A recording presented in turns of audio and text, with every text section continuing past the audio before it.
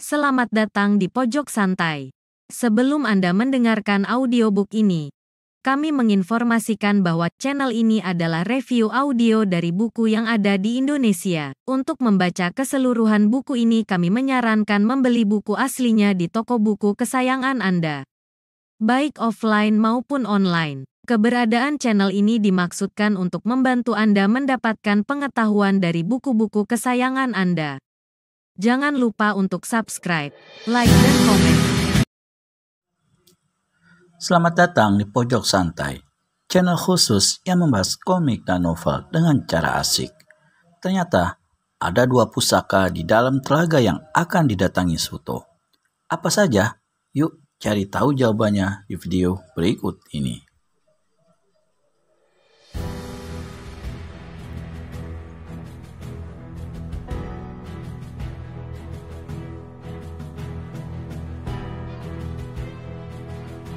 Aku membujuknya agar ia tidak memakai cincin itu lagi, karena pada saat itu nyawaku sendiri hampir saja menjadi korban tak bersalah. Akhirnya, bibi gurumu mau menguburkan cincin itu, asalkan aku mau menguburkan satu-satunya pusaka andal yang kumiliki. Kami pun bersepakat, aku menguburkan tuak setan dan bibi gurumu menguburkan cincin manik setan. Kedua pusaka itu sangat berbahaya bagi keselamatan orang banyak. Aku sendiri tidak berani menggunakan tuak setan karena aku khawatir malah nantinya menjadi penyebar bencana di seluruh Pulau Jawa. Alangkah hebatnya kedua pusaka tersebut. Dengan menenggak habis tuak setan, napas orang yang meminumnya dapat mendatangkan badai yang begitu dahsyatnya hingga bisa menyapu permukaan Pulau Jawa. Tentu saja, kedua pusaka tersebut menjadi bahan incaran para tokoh dunia persilatan, terutama tokoh-tokoh dari golongan hitam. Dugaan Suto itu memang benar, sebab pada saat percakapan itu terjadi, sebenarnya ada beberapa pasang telinga yang mencuri dengar melalui kekuatan telinga dalamnya. Mereka ada di luar gua, bahkan ada yang jauh dari gua. Namun dengan suatu ilmu kekuatan batin, mereka mampu mendengar percakapan tersebut. Karena pada saat selesai berbicara tentang cincin manik intan, tiba-tiba si gila tuak menutup mulutnya sendiri. Wajahnya berubah menjadi tegang dan cemas. "Ada apa, guru?" tanya Suto. "Ada yang mencuri percakapan kita," jawabnya dengan pelan tapi mengandung ketegasan yang menegangkan.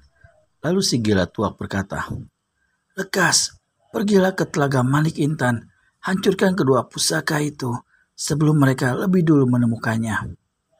"Baik, guru, tapi bolehkah saya tahu mengapa bukan kakek guru sendiri yang turun tangan dalam hal ini?"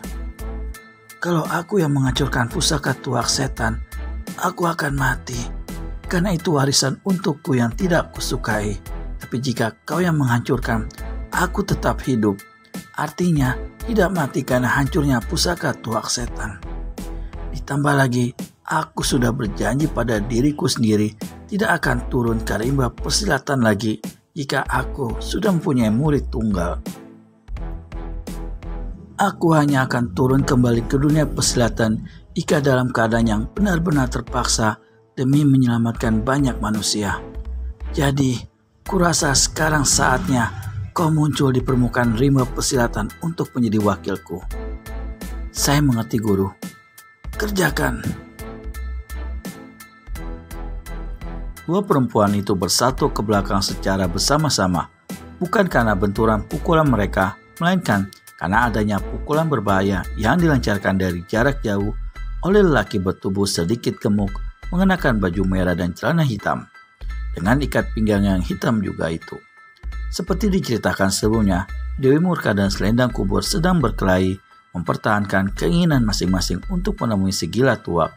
Tetapi ketika mereka sedang bertempur, tiba-tiba saja mereka merasakan adanya serangan dari pihak ketiga.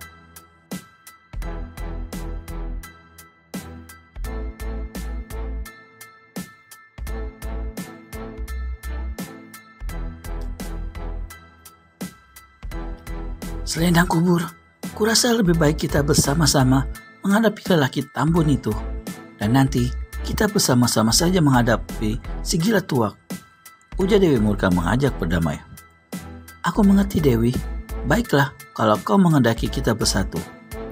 Mereka berdua memang tidak menyangka jika kehadirannya di jurang lindu akan disambut oleh sikap permusuhan dari seorang lelaki yang dikenal dengan nama julukan Pujangga Keramat. Pelayan setia si gila tuak itu adalah orang yang mudah curiga. Tak satu pun manusia yang berada di sekitar wilayah air terjun itu yang luput dari sasaran kecurigaan. Bahkan, seorang pengembala kambing pun pernah menjadi sasaran kecurigaan, sehingga pengembala kambing itu nyaris mati di tangan Pujangga Keramat. Dan kali ini kehadiran selendang kubur serta Dewi Murka pun dianggapnya suatu niat yang jahat. Walaupun di ujung pertemuan mereka berdua sudah menjelaskan akan bertemu dengan si gila tuak. Tetapi Pujangga Keramat itu berkata, "Tak punya bertemu waktu, si gila tuak kalian kepada." Mulanya selendang kubur dan Dewi Murka sama-sama ingin tertawa geli mendengar kata-kata Pujangga Keramat. Tetapi mereka segera maklum karena mereka pernah mendengar cerita dari guru mereka bahwa Pujangga Keramat adalah manusia yang tidak pernah benar dalam menggunakan tata bahasa. Kadang-kadang orang bingung mengartikan tiap ucapan kata Pujangga Keramat yang menurutnya mempunyai seni sastra tersendiri. "Kami datang dengan maksud baik," kata Dewi Murka. "Peduli tak, izin tak ada menerima tamu untuk si gila tua dari," kata Pujangga Keramat. Selendang kubur berbisik pada Dewi Murka. "Apa maksudnya sih?" "Tak peduli, tak ada izin dari si gila tua untuk menerima tamu."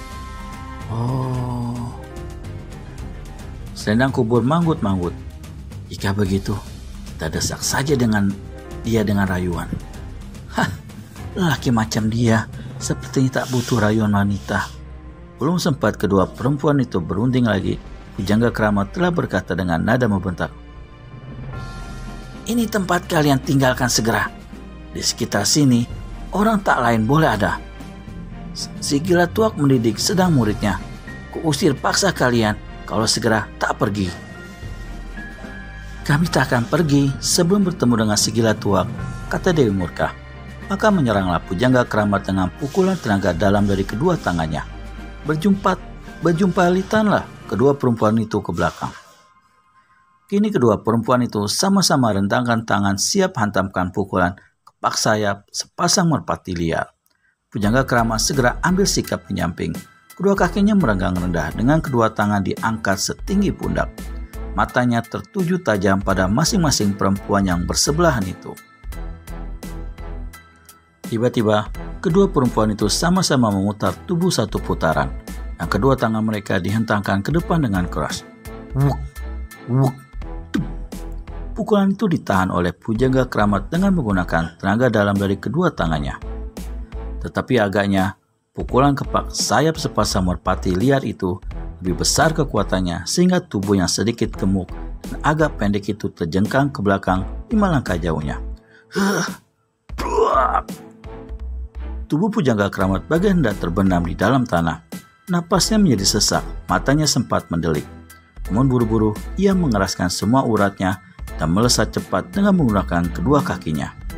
Kini ia sudah kembali berdiri dengan wajah memerah.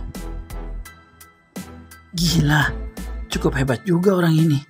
Dia mampu berdiri lagi dengan cepat setelah mendapat pukulan kita berdua," kata Dewi Murka.